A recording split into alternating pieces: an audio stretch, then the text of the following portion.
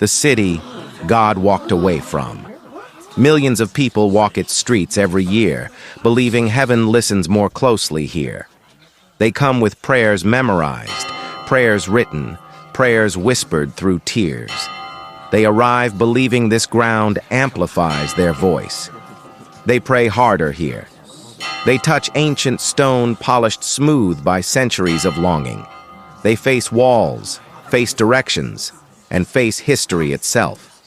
Jerusalem is the most prayed-toward city on earth, and yet the Bible records something deeply unsettling.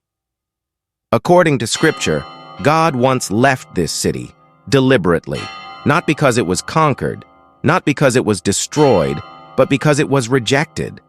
This is not a popular idea. It challenges centuries of assumption, tradition, and emotional attachment. Jerusalem holds a strange and uncomfortable distinction. It is the most symbolically sacred city in human consciousness, and at the same time, the most repeatedly abandoned sacred center in biblical history. This is not the story pilgrims are usually told. Jerusalem did not begin as holy. It did not begin as chosen. It did not begin as divine. It began as a city of convenience. Long before kings and prophets, before priests and sacrifices, Jerusalem was a Jebusite stronghold. The Jebusites were a Canaanite people with no covenant relationship to the God of Israel. Their city was fortified, elevated, and strategically positioned between major trade routes. Politically, it was valuable. Militarily, it was defensible. Religiously, it was neutral. This matters because when the patriarchs walked the land, Jerusalem was ignored. Abraham built altars in Shechem, Bethel, Hebron, and Moriah, but never in Jerusalem. Isaac followed the same pattern. Jacob slept on stones elsewhere and dreamed of heaven opening above other places. For generations, Jerusalem played no role in Israel's spiritual story. When the Israelites entered Canaan under Joshua, they conquered Jericho, Ai, and dozens of cities tied to the promises of God. Jerusalem remained unconquered. It lingered on the margins of Israel's history for centuries. That silence is important. If Jerusalem were eternally chosen, it would not have been absent for so long. When David finally captured Jerusalem, his decision was not rooted in prophecy. It was rooted in politics. Jerusalem belonged to no tribe. It carried no ancestral claim. It favored no lineage. By making it his capital, David avoided tribal rivalry and unified a fractured nation. Jerusalem became a center of administration before it became a center of worship. Unity came first. Sacred status came later. The Bible never says Jerusalem was eternally chosen. What it says is far more precise and far more conditional. God placed his name there, for a time. That phrase appears repeatedly, yet it is often misunderstood. Placing his name somewhere did not mean God confined himself to that location. It did not mean the land itself became permanently holy. It meant the city served a purpose within a covenant that demanded obedience. Even at the height of Jerusalem's glory, this limitation was openly acknowledged. When Solomon dedicated the temple, surrounded by priests, sacrifices, and national celebration, he spoke words that should have changed everything. The heavens, even the highest heavens, cannot contain you. How much less this house I have built. This was not ceremonial humility. It was theological restraint. The temple was never meant to contain God. It was meant to represent a relationship. From the beginning, worship was conditional. It was never guaranteed by proximity. It was sustained only by obedience. And obedience, as history would soon show, was fragile. One of the most overlooked moments in all of Scripture does not occur during a miracle, a conquest, or a national victory. It occurs during a vision. The prophet Ezekiel records something almost no one discusses. He sees the glory of God leave the temple, not suddenly, not violently, but deliberately. Ezekiel describes movement with unsettling clarity. The presence of God rises from the inner sanctuary and moves to the threshold. From the threshold, it moves to the outer court. From the outer court, it moves to the eastern gate. and finally it departs the city entirely. This is not symbolic poetry. It is spatial, directional, intentional. Jerusalem was still standing. The temple was still operating. The rituals were still being performed. But the presence was already gone. What makes this moment so disturbing is not what happens next, but what has already happened. God leaves before the city falls. Centuries later, another figure stands overlooking the same city. Jesus looks at Jerusalem and weeps. He does not curse the city. He mourns it. "Jerusalem, Jerusalem, your house is abandoned to you." Not my Father's house.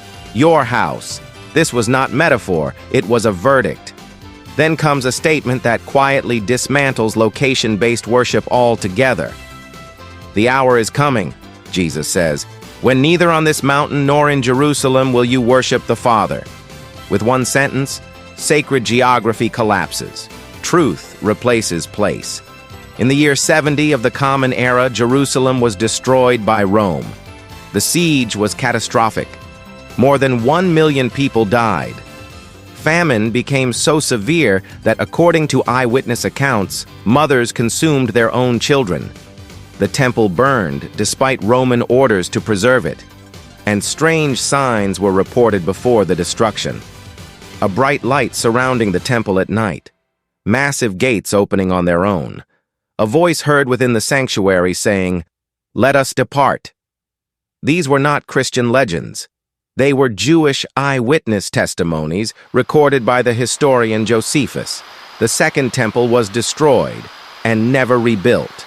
Not because people stopped longing for it, not because they lacked power or opportunity, but because the covenant tied to that structure had already concluded.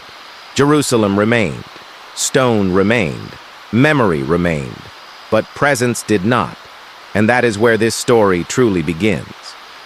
What makes Jerusalem's story even more unsettling is how unthinkable abandonment was in the ancient world. In the ancient Near East, cities were defined by their gods. A god leaving a city was not just rare, it was almost unimaginable.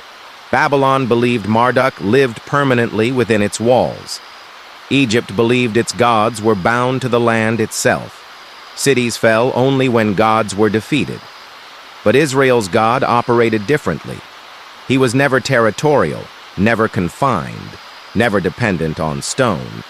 From the beginning, Israel was taught something radical, that their God traveled. He appeared in deserts, spoke on mountains, moved ahead of them in fire and cloud. Even the tabernacle was designed to move. This alone made Israel's faith unique among ancient civilizations. So when the temple was built, it did not replace that truth. It symbolized relationship, not residence. And that distinction explains why Ezekiel's vision was so shocking. In every surrounding culture, divine departure meant defeat. But in Ezekiel, God leaves by choice, not because he was overpowered, but because covenant conditions had been broken. This was not weakness, it was judgment. Jerusalem did not lose God because it was invaded. It was invaded because it had already lost God. This reverses how most people think about sacred spaces. The presence did not follow the building. The building depended on the presence. This is why later prophets stopped emphasizing location and began emphasizing behavior. They spoke of justice, mercy, faithfulness. They warned that sacrifices without obedience were noise, that rituals without righteousness were empty, and they were ignored. By the time Jesus arrived, Jerusalem had become a city saturated in religious activity, yet increasingly disconnected from its purpose. Pilgrims flooded in during festivals, sacrifices multiplied, the temple economy flourished, but the system had become self-protecting. Power replaced humility, control replaced compassion. When Jesus disrupted the temple courts, it was not an attack on worship, it was an exposure of corruption. His words were surgical, not symbolic. "Destroy this temple," he said, "and in 3 days I will raise it up." They heard blasphemy. They did not realize he was announcing a transition. The center of worship was shifting, from a place to a person, from stone to spirit. This explains why the destruction of the Second Temple was not reversed. Every other time Jerusalem fell, it rose again. Walls were rebuilt, altars restored, worship resumed. But after 70 CE, something changed. Despite revolts, despite longing, despite centuries of prayer, the temple was never rebuilt. Not because people forgot, but because the system it represented had been fulfilled. The book of Hebrews would later articulate what history had already demonstrated, that what was temporary had served its purpose, and what was permanent did not require stone. This brings us to a difficult question. If Jerusalem is no longer the functional center of worship, why does it still dominate religious imagination? Because symbols outlive instructions. People inherit reverence faster than they inherit understanding. Direction becomes habit. Habit becomes tradition. Tradition becomes untouchable. Jerusalem shifted from mandate to memory. And memory, when left unexamined, becomes dangerous. Empires understand this. They fight over symbols because symbols mobilize people. They control narratives because narratives shape identity. Jerusalem remains contested not because God resides there, but because humanity believes meaning must remain fixed to geography. But the biblical pattern says otherwise. God moves. He always has. He moved from Eden, from Sinai, from the tabernacle, from the temple. And when he moves, what remains behind becomes history. Not irrelevant, but no longer authoritative. Jerusalem is not cursed. It is completed. Its role was real. Its purpose was fulfilled. Its significance was conditional. The danger is not honoring its past. The danger is confusing past function with present mandate.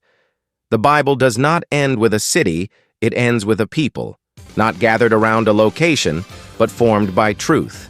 And that is why Jerusalem, for all its beauty and tragedy, stands as a warning rather than a destination. Stone can be revered, but presence cannot be stored. And when presence moves on, no amount of prayer toward ruins can bring it back. Subscribe to Ages Explained for deeper discoveries hidden within ancient stories.